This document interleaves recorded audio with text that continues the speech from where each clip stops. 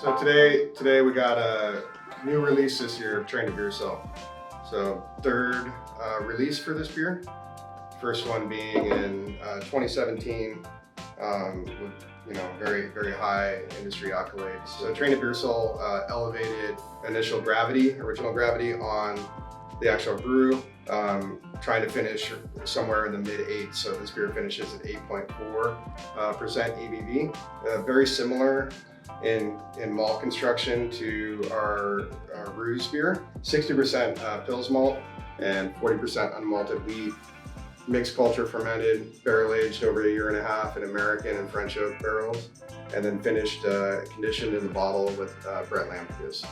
Being aged in American and French oak gives you a little bit more of a dynamic oak character. But the big thing on this beer, being bottle conditioned with Brett Lambic, is really its funk on the aromatic spectrum. So, Brett Lambic is the native bread strain that's used in lambic production in Belgium.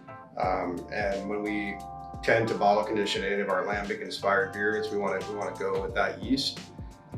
And what it does is it gives us a real big funk character and kind of helps elevate the effervescence of the beer. So you'll see for a sour beer, sour beers, generally speaking, are really heavy in foam retention and don't have a great head.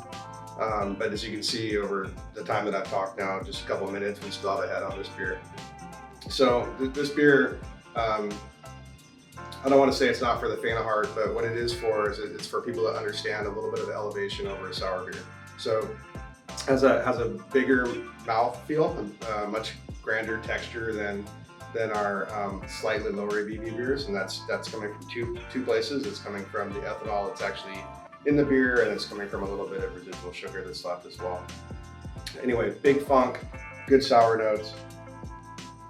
It's carrying everything that you'd expect in a lambic inspired blonde ale. So it's got stone fruit, it's got straw, it's got the horse blanket funk on the aromatics. It also has a little bit of a white pepper spice note to it. But really a fantastic beer, and a lovely beer to grab and have alongside batch 1 and batch 2.